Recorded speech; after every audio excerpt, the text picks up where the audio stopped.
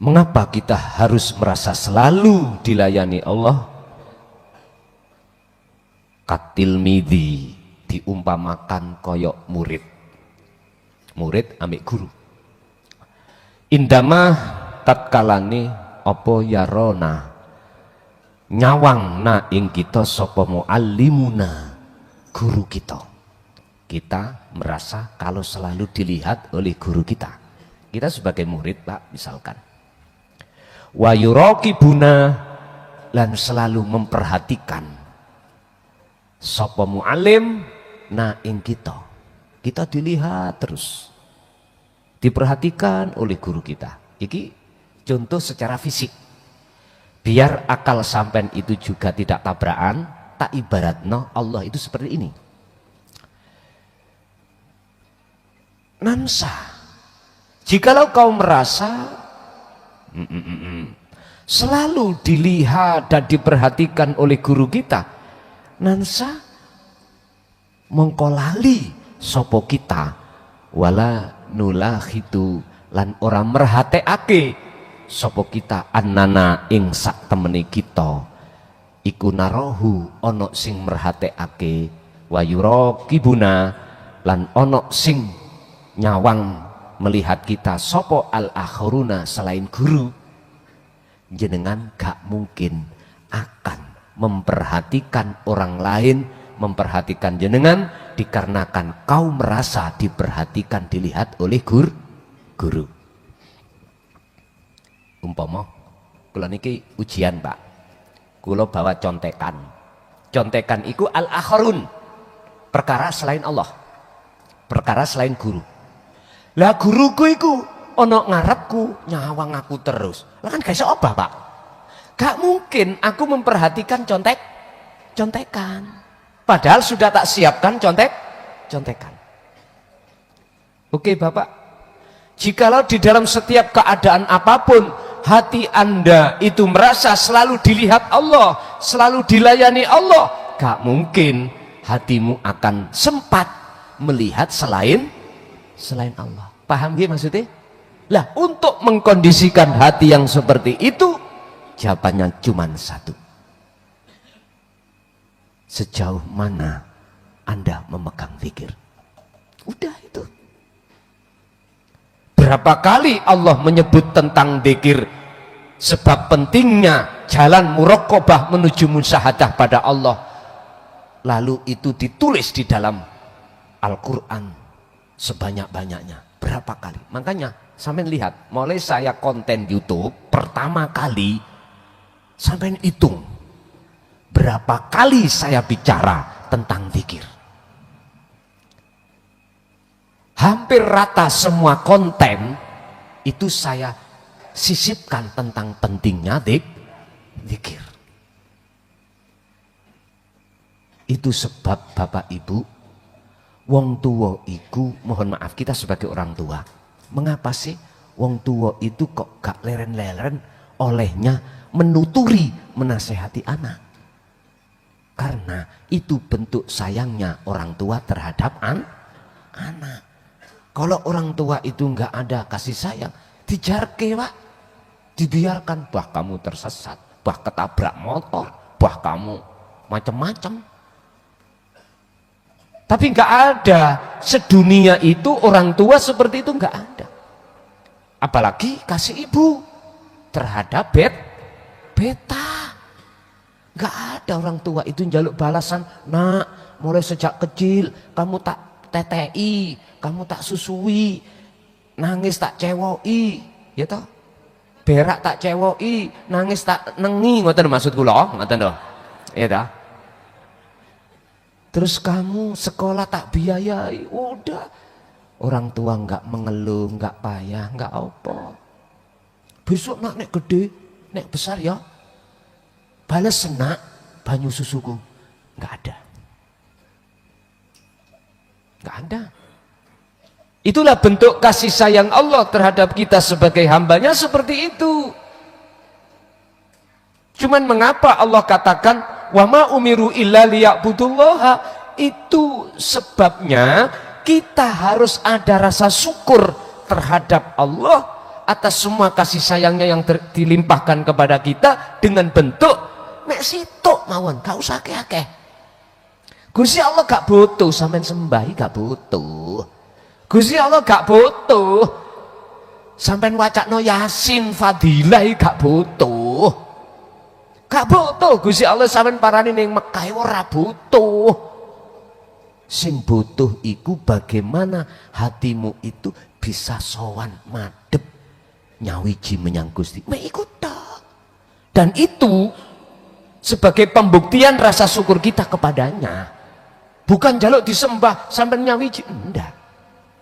Mungkin kita lihat dalam satu ayat Allah katakan, jikalau Allah membikin umat ini umat yang tunggal, bisa. Tapi mengapa tidak umatan wahidah? Mengapa tidak? Itu menunjukkan walaupun Allah mencurahkan semua kasih sayangnya terhadap hambanya, Tuhan itu tidak memaksakan terhadap hambanya untuk memuja, memuji, menyembah padanya. Sama dengan orang tua, nggak ingin dibales. Apa sih? Wong tua mek situ tak. Nah besok-besok kuis muga tadi orang sing mulia. Lah kan entah? Bahlah bapakmu sing kucluk, sing bodoh, sing pekok iki. Sing penting anakku, kamu kabeh nggak seperti bapakmu. Mursyid itu harus gitu, Pak. Nggak boleh mursyid itu membegal kesuluan daripada si murid untuk lekas usul. Nggak boleh. Nggak boleh mursyid itu mempunyai keinginan murid makrifatnya hanya di bawahku. Nggak boleh. Nggak boleh. Justru kalau bisa udah salib. Apa salib? Salib aku ini gua apa? Bukan salib nih lo, bukan doh. Apa? Lampui aku. Jangan kamu hanya, mohon maaf, rata sama dengan aku, apalagi misori aku. Jangan.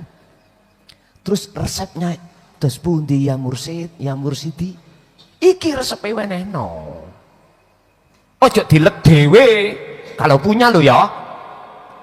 Kalau punya jangan dilek dewe. Jangan dimiliki sendiri. Lihat, kasihan. Kadang-kadang pengikut kita di dalam toriko itu lebih tua daripada kita. Yang lebih mendahului matinya daripada kita. Udah, jangan pelit-pelit. Kalau punya jangan pelit-pelit. Kasihkan. Mana kuncinya kewusulan? Harus panjenengan sampaikan. Begitulah saran kami sebagai saudara panjenengan, nek jenengan mau menganggap aku sebagai saudara. Kalau enggak ya ora apa-apa ngoten. Pun. Wa kadzalika lan utawi mengkene-mengkene apa ya? Makalah depan tadi apa? Katil midhi indama yarona ila akhir. Makalah yang mengatakan perhatiane Allah itu, Pak, sama dengan perhatiane guru terhadap murid. Tatkala kita merasa diperhatikan guru, maka nggak mungkin kita sebagai murid akan merhatikan orang lain.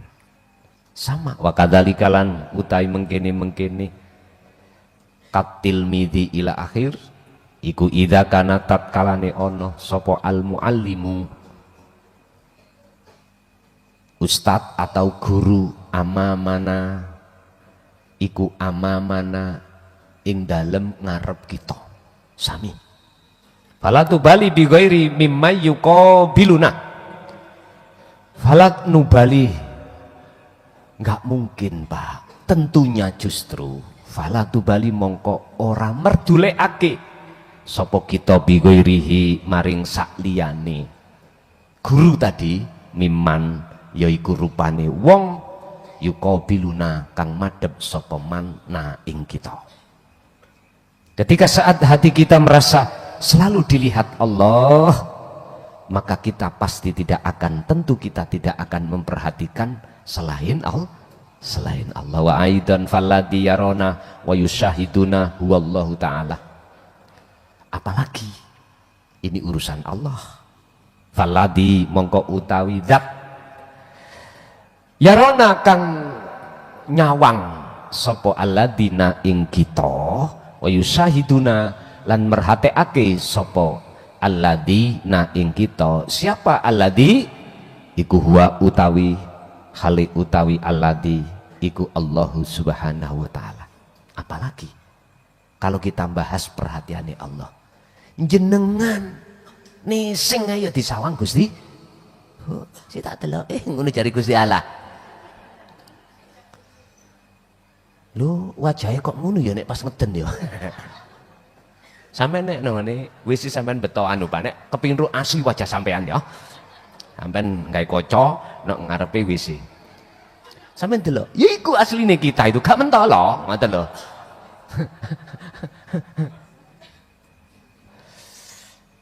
Sifat jamal yang ada pada diri jenengan baik laki maupun perempuan, sifat jamal Allah.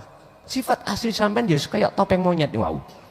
Enggak percaya ya waktu nising ngeden-ngedene sampean ngoco. Kaya apa? Ya iku asline wajah kita sebagai manusia. Fal makhluqatu kulluha la makna laha. Ketika Anda sudah merasa Allah memperhatikan, maka seluruh selain Allah makhluk sudah tidak berguna. Titik. Artinya ketika hati sampean ini hanya ingsun Allah yang berkalam, maka seluruh alam termasuk dirimu sudah tidak berguna alias lenyap. Wala yatamakkanu lan ora mungkin sapa al insanu menungso min taksili hakikatil wilayati saking hasil suksesi hakikate kuwalian idza lam yarfa tatkalane wong iku ora gelem ngilangi basarahu ing peningale man, ora gelem ningali an ghairillahi kang sakliyane Allah. Tidak mungkin Anda akan hasil di dalam kewalian Allah. Mana sih kewalian Allah itu? Kemakrifatan. Idalam yakun, jikalau tatkala Anda tidak mau menghilangkan penglihatan sakliyane Allah. Dalam istilah lain, kalau kamu masih merasa bahwasanya selain urip kang sejati yang memperdulikan dirimu, maka jangan harap hatimu akan Allah masukkan di dalam makom kewalian. Anda tidak akan pernah akan mendapatkan hakikat kewalian. Gak bisa. Wis niki kunci Pak. Jikalau Anda tidak mendapatkan titel kewalian disebabkan karena Anda itu memandang selain Allah, maka itulah sebetulnya musuh Allah itu yaitu iblis iku ngono.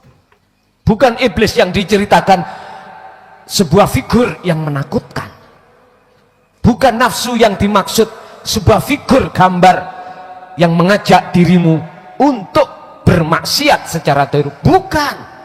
Iblis nafsu yang dimaksud adalah dirimu sendiri, diri kita sendiri, minan nas, manusia ini dikala sifatnya muncul sifat yang tercela.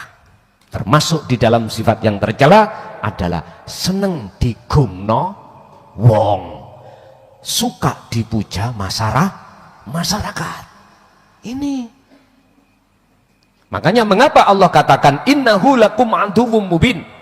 Maksudnya nafsu yang nyata itu yang mana?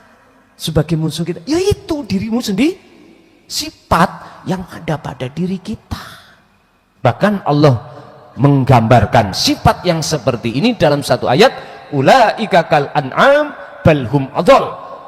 Mereka itu laksana seperti hewan berkaki 4, bahkan lebih buas daripada itu. Udah berkaki 4 niku nopo?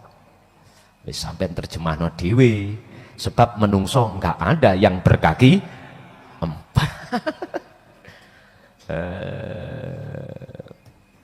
Wa ghairullahi lan utawi sakliyane Allah iku la yadhabu, ora bakal bisa ilang apa sakliyane Allah ning ala qalbika ing atase dodomu, ning jero dodomu, illa idza as'ala, iku nanti akan bisa hilang kejaba idza as'ala tatkalane ngurupake sapa Allahu Gusti Allah, ngurupake apa nurul makrifati ing cahaya makrifat fi qalbika ing dalam ati ira.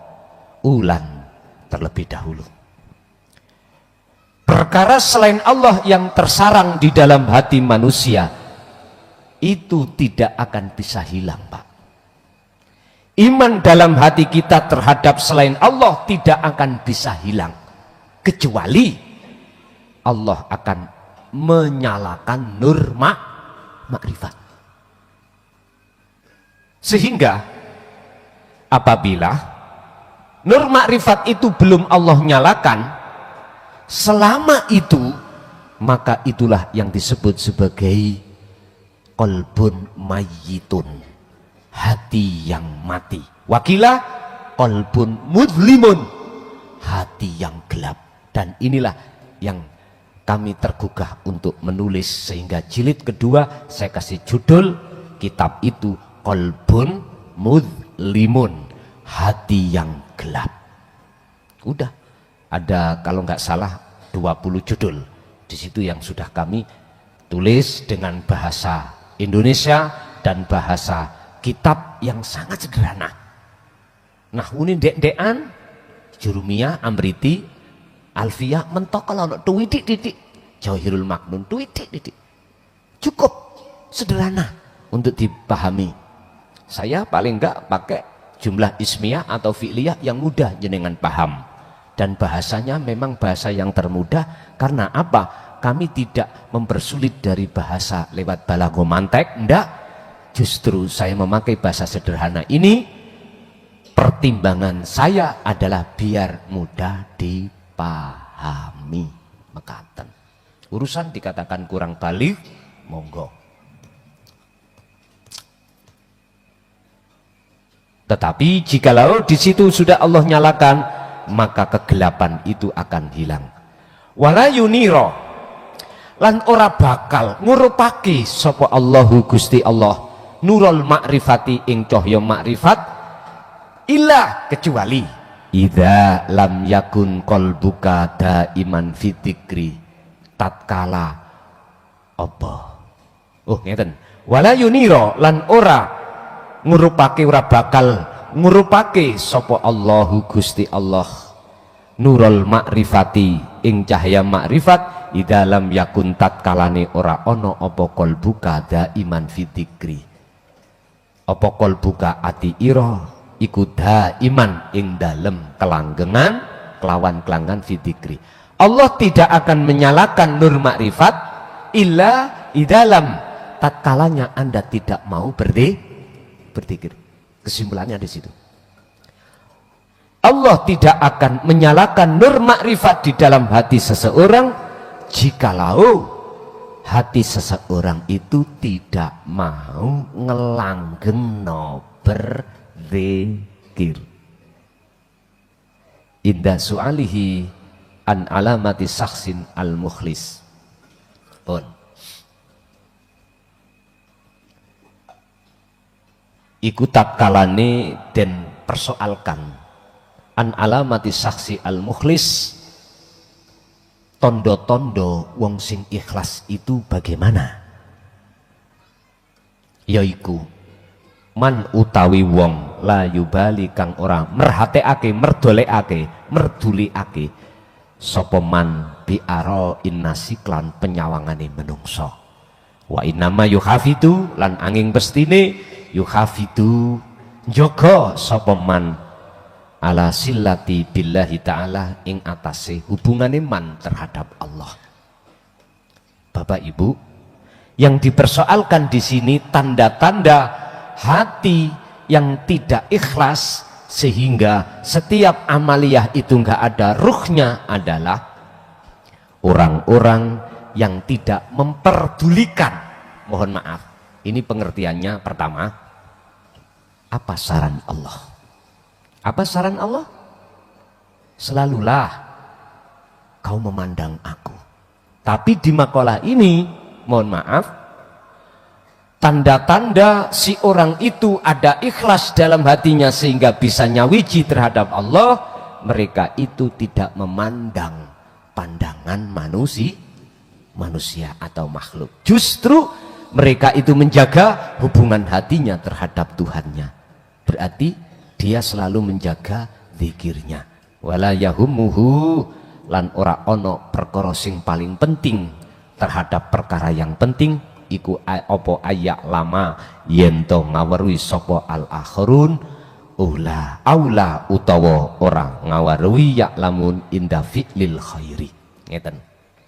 Perkara menungso iku tahu atau tidak, kalau kamu melakukan perbuatan bagus itu nggak penting, nggak penting. Jenengan bersedekah untuk masjid jariah, untuk pondok, untuk anak yatim, untuk orang miskin, orang lain nggak penting tahu. Tahu dan tidak tahu, yang terpenting bagimu itu adalah Allah, bukan manusia. Manusia nggak penting, tahu atau tidak tahu itu bukan urusan. Yang terpenting di sini adalah hanya Allah yang tahu itu semuanya. Jikalau ini ada di dalam hatimu, maka itulah namanya amal yang ikhlas. Wala yakhofu, lan ora wedi sapa wong, sapa salik maksudnya, apa ayak lama ing yen to ngaweruhi sapa ahadun wong liya bisu fi'lihi kelawan eleke laku ira sapa lakune si salik, ya li anahu mongko krana sak temene man iku idza kana khofyan min ayyuk rofa bisu'ihi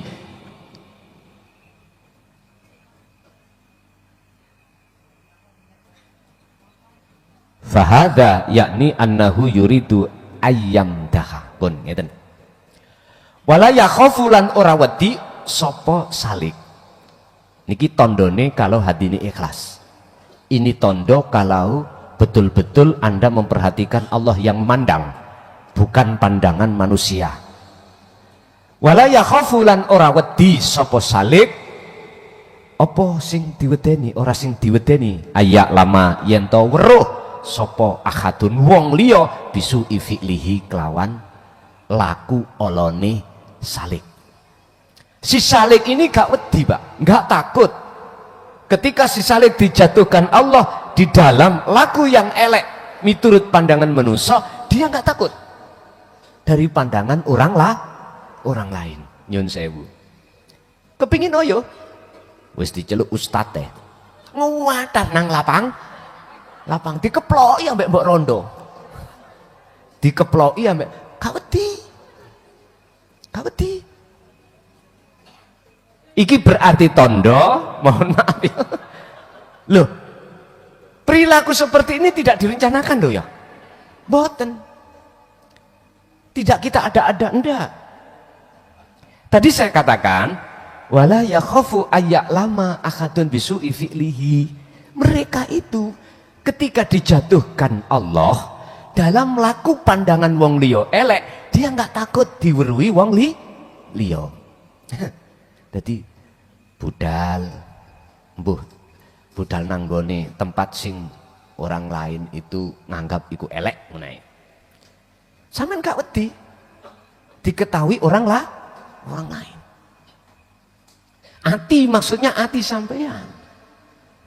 Bisanya jenengan tidak takut jikalau jenengan memandang, yang memandang jenengan itu Allah, bukan makhluk, bukan makhluk. Dan kita si salik nggak bisa obah, nggak bisa mengelak dari kenyataan itu.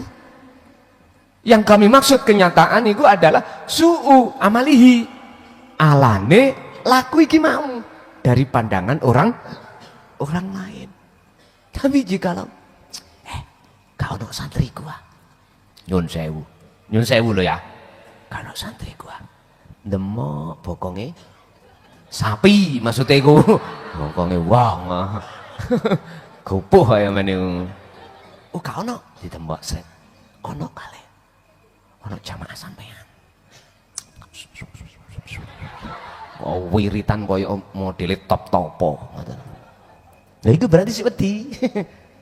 Berarti sih merasa dilihat orang. Tapi ngeten iki yang seperti ini nggak bisa direkayasa. Datangnya su'i amalihi nggak bisa direkayasa atau direncanakan. Kita sebagai manusia moro teko ngoten ya. Nggih pun. Li'annahu idza kana khafiyan, karena sak temene wong iku idza kana tatkalane ana sapa salik iku khafiyan isi wedi. Karena sesungguhnya bila mana si salik ini masih merasa takut min ayyuk rofa ing yento diketahui ngetahui sapa ahad bisu ihi kelawan eleke ahad ya fahadha. Inilah yang kami maksud annahu yuridu ayyum daha, wong iki berarti si seneng di wahno wong liya. Ayam di situ dikatakan ayyum daha, wong iki berarti si seneng dipuja wong. Niki Pak loro, wong iki si wedi kelangan pujaan. Kalau ini kau biarkan mesti kau takut kelangan pengikut. Muniku pisan-pisan jajal lanang klason muni. Sabtu ngaji, ojo tenan senteko. Wis meneng wae nang omah ngrungokno di YouTube lep. Coba suatu saat sampeyan nyapa sih tak kerubung rono wong ra ono madune. Tawon ga ono madune lalapo dikerubung ya bathi dintup ngono ngoten. Wis mulai. Jadi tutup akses Ponpes Jaya Baru tutup, wis tutup po. Coba, ya sekali-kali jenengan untuk mencoba kayak ngeten iki. Atau sekali-kali jenengan itu udahlah, wis jangan pedulikan apa pendidikan tauhid iki lah. Coba, nyun sewu Pak. Kita semuanya itu sebetulnya kalau kita bicara sesungguhnya, jenengan ambek kula niku podo menungsoni. Lah kewajiban sampean kali kula cuman siji, piye caranya, bagaimana caranya pujaan penghambaan ubudiyah kita itu betul-betul di mata Allah itu ahad, hanya itu, tidak ada yang lain. Terus ketemu berapa kita itu ingin menjadi pengikutnya makhluk, ketemu berapa kita itu memperhatikan pujaan makhluk, ketemu berapa. Padahal yang sesungguhnya yang memperhatikan kita, mohon maaf, yang sesungguhnya yang melayani kita adalah hidup sejati di dalam diri kita masing-masing. Itu yang ku maksud guru sejati Anda, guru sejati kita yaitu bon. Wahada utawi iki iku laisa ora ono apa hada iku min akhlakil mukhlisin hakon. Inilah Pak yang kusebut orang-orang yang tidak punya akhlak di mata Tuhannya sebenarnya. Orang yang masih ingin dipuja masyarakat, berarti sama halnya sesungguhnya orang itu yang tidak punya tata krama terhadap Tuhannya. Al-Khulasah ringkesane kuddima, oleh sebab itu Pak dahuluake utawa dhisikake sira, dhisikake apa? Ru'yatullah, pandangan Allah, ala ru'yatil insan, di atas pandangan manusia. Oleh sebab itu dahulukanlah hatimu melihat yang memandang dirimu Allah di atas pandangan manusia. Artinya Pak lah, pandanglah di dalam manusia itu adalah pandangan Allah terhadap dirimu. Karekake, apa karekake? Burekno pandangan manusia itu. Artinya hilangkan pandangan manusia itu pada dirimu. Oleh sebab itu istasyar, rasakanlah khudurallahi, kehadiran Allah di dalam dirimu, ala khuduril makhluk, ngalahake ngatasi hadiri makhluk terhadap dirimu. Khudure Allah pada dirimu akan nyata tatkala kau telah melepaskan hudure makhluk terhadap dirimu. Istrimu yang cantik, suamimu yang gagah, pandanglah semua itu gagah dan cantiknya Allah. Itu aja maksudnya ada di situ. Oleh karenanya tak ninggal nosiro al imana ing iman bil makhluki terhadap makhluk. Tinggalkanlah hatimu yang tadinya ada iman itu dari makhluk, tinggalkan.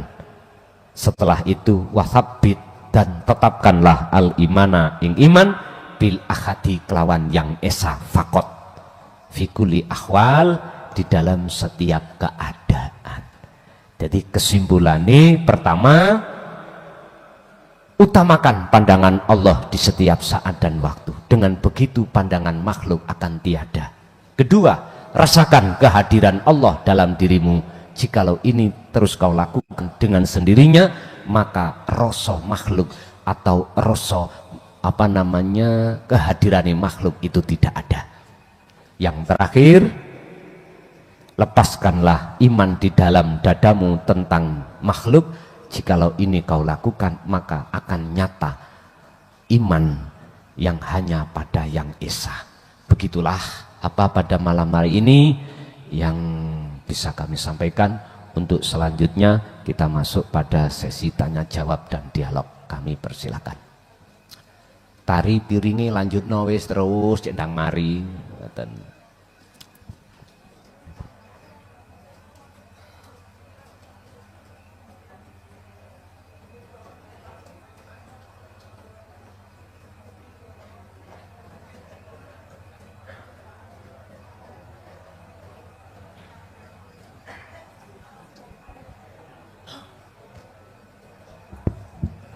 Assalamualaikum warahmatullahi wabarakatuh. Kapunten Gus, dalem saking Sukoharjo, Solo. Ada beberapa yang sengaja mau saya tanyakan. Niki enten 6 niki sedayanipun. Mangke nyuwun sewu dipun wangsuli sedayanipun. Sepindah pada saat saya itu belajar hakikat dengan mursyid yang lain, dulu itu pernah diajari muqaddimah dzikir sir yang bunyinya ingsun memasukkan ruh la ilaha illallah ke dalam wulu, kulit, daging, getih, otot, balung sumsum supaya menjadi rahasia dzatullah, sifatullah, wujudullah.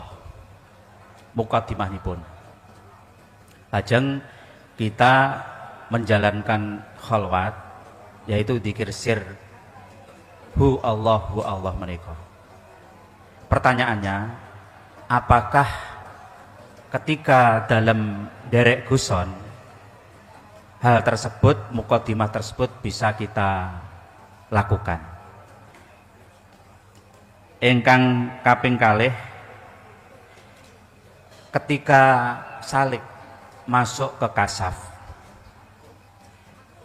itu bila mana kita dipertemukan dengan gaib, baik itu jin maupun malaikat maupun iblis dan lain sebagainya, terkecuali kalau kita dipertemukan Rasulullah, itu hak.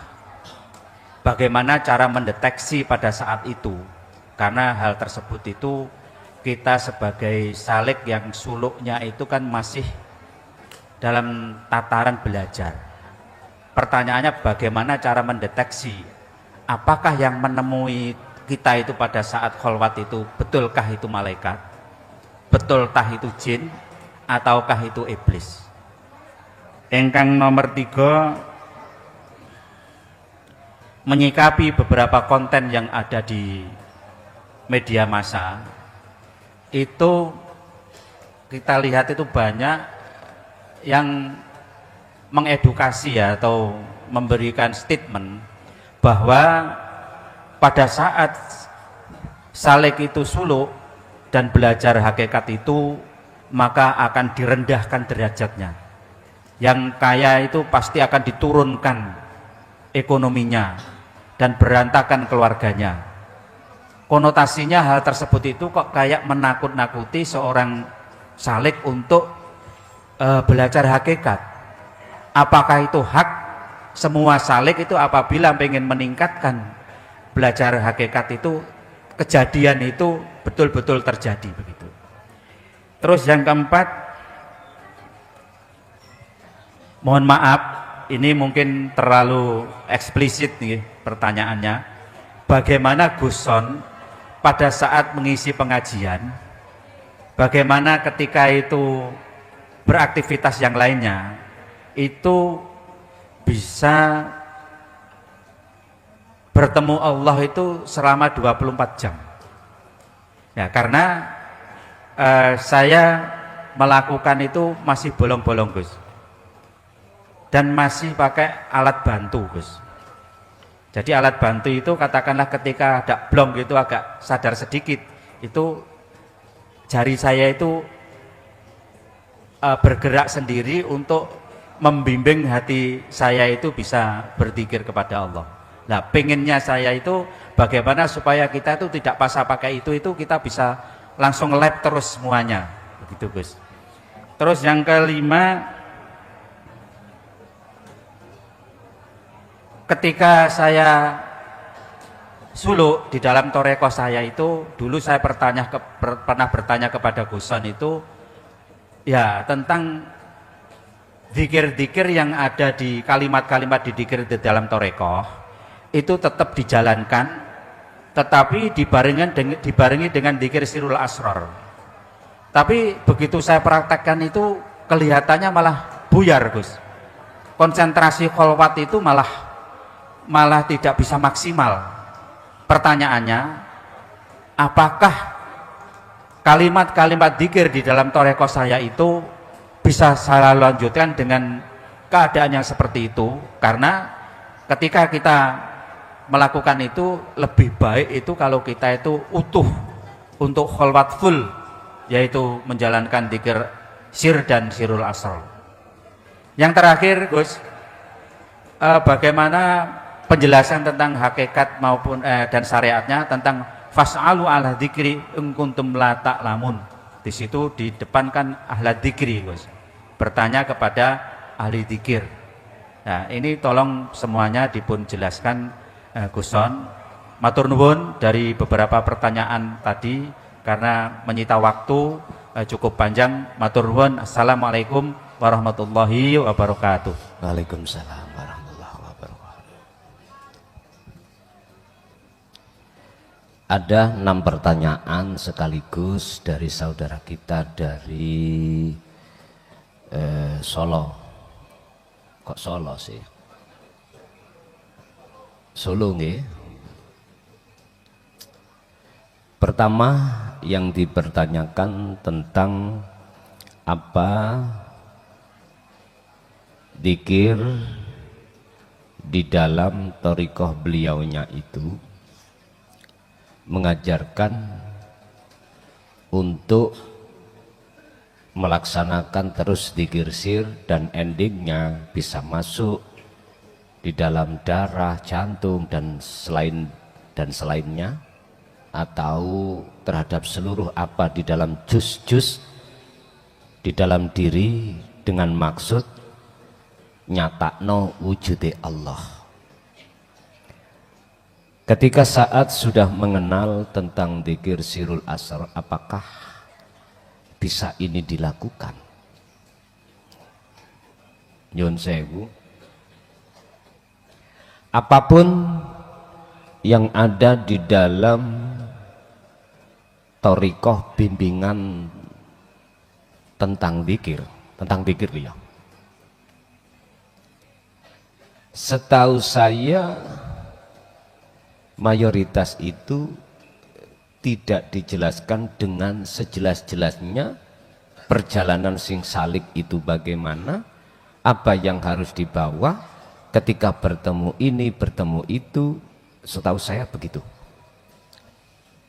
Tapi dan juga tidak semuanya Thariqah itu tidak menjelaskan dengan gamblang terkait bagaimana si salik ketika suluk itu bisa betul-betul untuk bisa masuk ke makom muraqabah, makom terasa dekat Allah itu, selanjutnya bisa sampai ke makom musyahadah atau makom kewusulan. Dari pertanyaan apakah ketika saat kami sudah mengenal tentang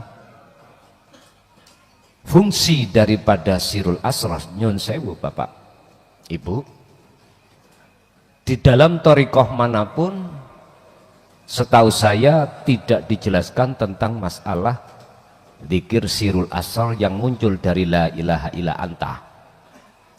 Justru kebanyakan itu hanya diterangkan untuk mengamalkan dan membaca la ilaha illa anta.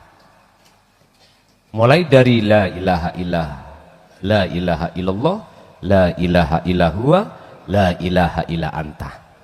Jarang sekali yang membahas tentang fa'lam annahu, memahami terlebih dahulu bagaimana cara memfungsikan la ilaha illallah atau huwa, lebih-lebih anta.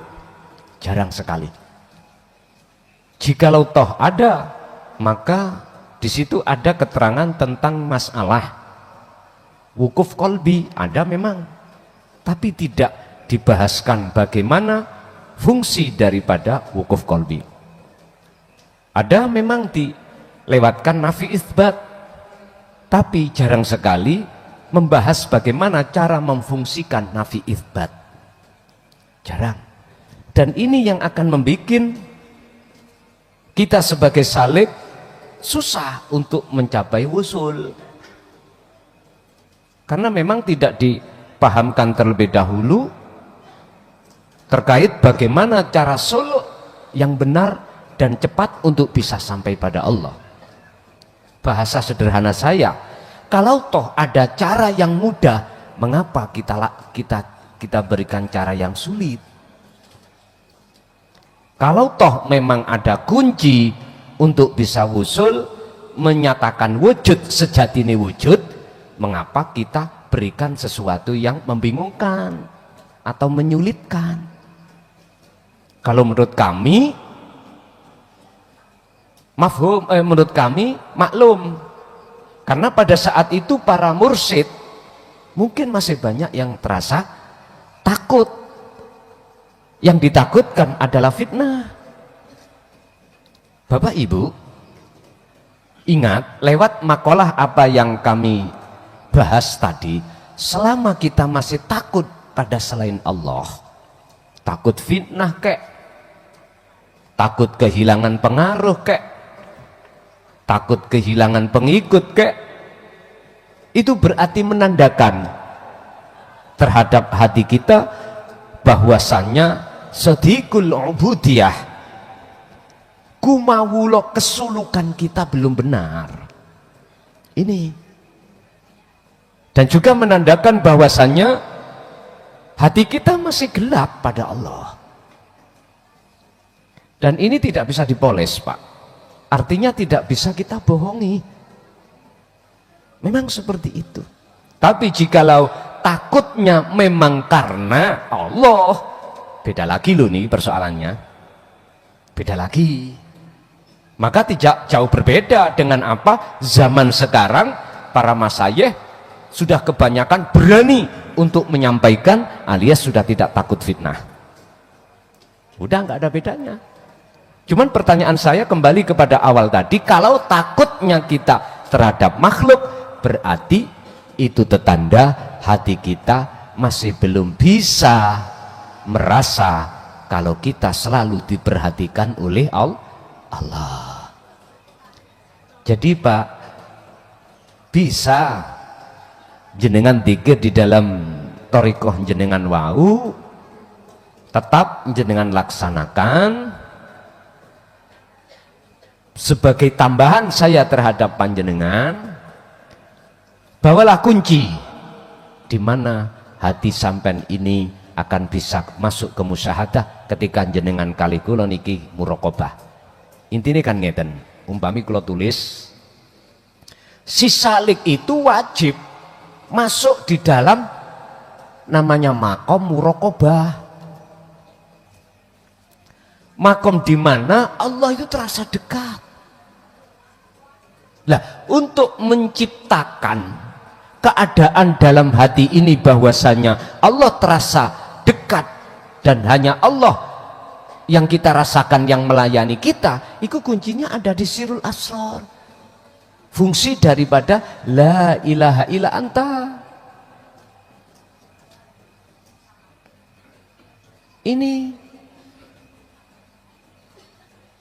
makanya saya katakan silakan dzikir sir itu dilanjutkan di dalam thariqah jenengan sesuai dengan tata tertib bagaimana cara, tapi tolong sampai harus bisa masuk ke muraqabah. Lah ketika kita bisa masuk ke muraqabah, manakala kita memfungsikan la ilaha illa anta fungsinya, baru akan masuk dalam muraqabah. Setelah makom muraqabah ini ada di dalam hati jenengan, maka otomatis satu langkah kita ke musyahadah.